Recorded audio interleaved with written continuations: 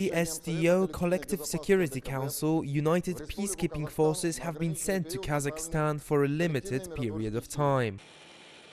The Kremlin said in a statement that Putin supported Tokayev's idea of organizing a video conference in the coming days with allies from the ODKB, which in addition to Russia and Kazakhstan includes Belarus, Armenia, Tajikistan, and Kyrgyzstan, to discuss measures necessary to restore order in Kazakhstan. Moreover, the presidents of Belarus and Russia, Alexander Lukashenko and Vladimir Putin, discussed the situation in Kazakhstan and the format for further negotiations of the heads of state of the Collective Security Treaty Organization on the phone on Saturday. Late Friday evening, the Belarusian media reported that Lukashenko was talking on the phone with the former president of Kazakhstan, Nursultan Nazarbayev. It was reported that Lukashenko and Nazarbayev discussed the state of affairs in Kazakhstan in detail, but did not provide any further information. Armenian Prime Minister Nikol Pashinyan, during Saturday's telephone conversation with Russian President Vladimir Putin, assured that his country, currently chairman of the Collective Security Treaty Organization, would organize an online summit of the heads of member states on the situation in Kazakhstan.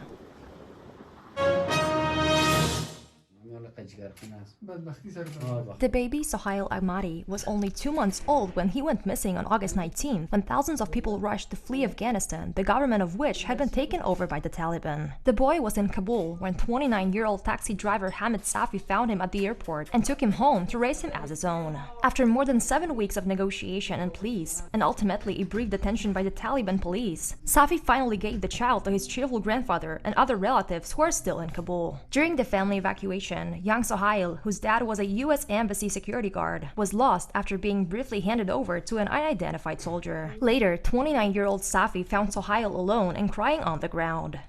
I entered the airport and saw a baby was lying down on the ground in a very bad condition. I looked around and showed this child to many people, but I couldn't find anyone related to the child. I called my wife at home, then I refused to go to America. I brought the child home, I bought him milk, and we have been taking care of this child since that time. After their story was made public, some of Safi's neighbors, who had spotted his return from the airport with the baby a few months earlier, recognized the photos and posted comments about his whereabouts in a translated version of the article reporting of the incident. Today is a historical day for us, as I received my grandson in front of the media and the handover of this child has been pressed. I'm so grateful from the media who helped us to reach and receive this child.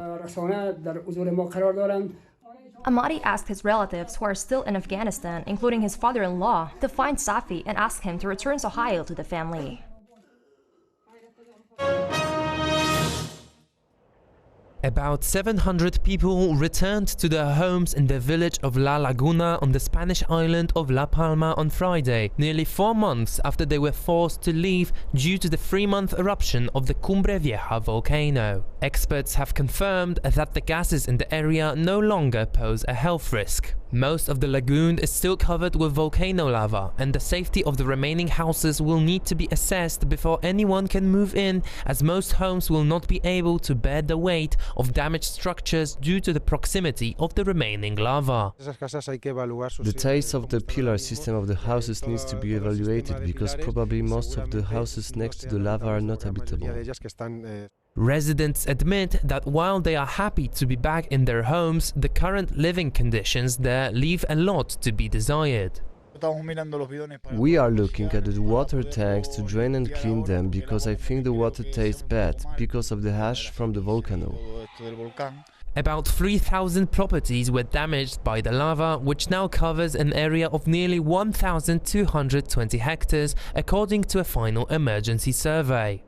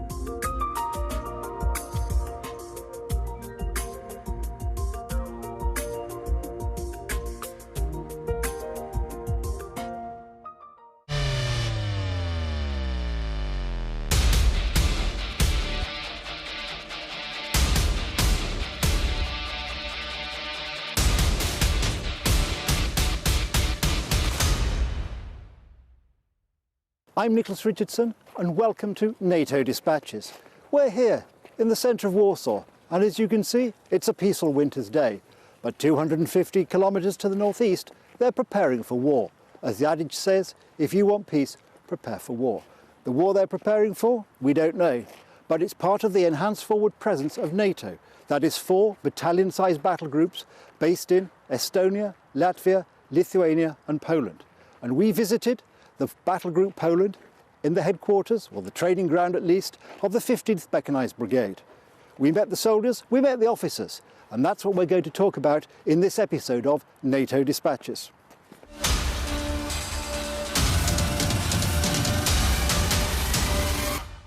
The reason for strengthening the eastern flank of the North Atlantic Treaty Organization was the shock that the world experienced in 2014. Let's recall, after long negotiations, Ukraine sought association with the European Union. It was only about economic cooperation and the establishment of laws in line with European standards. Russia did not want to allow this. First, unidentified troops occupied the Crimean Peninsula, and Russian-backed so-called insurgents detached the industrial regions of Donetsk and Luhansk from Ukraine. Russia has broken a whole series of agreements on the inviolability of borders after the Second World War, and the guarantees of peace which it itself gave to Ukraine after it withdrew nuclear weapons from that country.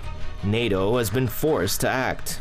In 2016, at a summit in Warsaw, member countries agreed to send troops to 4 countries: Estonia, Latvia, Lithuania, and Poland. Since 2017, thousands of troops have been stationed at 4 bases: Tapa in Estonia, Rukla in Estonia, Adadzi in Latvia, and Orzech in Poland. In Estonia, international troops are commanded by servicemen from the UK.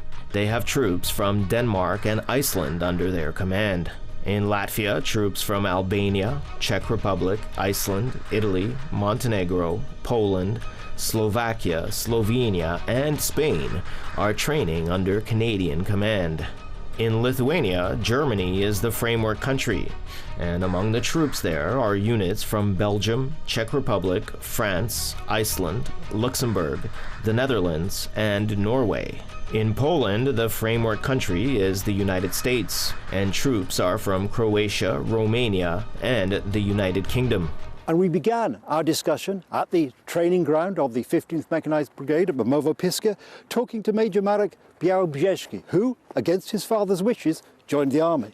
Well, as we talk to him, we'll see how that turned out for him.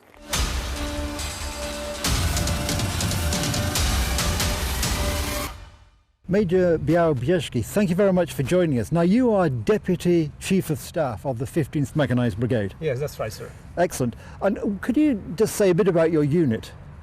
Okay, so 15th Mechanized Brigade is a unit which I serve, and Battle Group Poland is in my brigade. This is Mechanized Infantry Brigade. In our unit we've got Mechanized Infantry subunits, tank subunits, ADA, artillery and recce.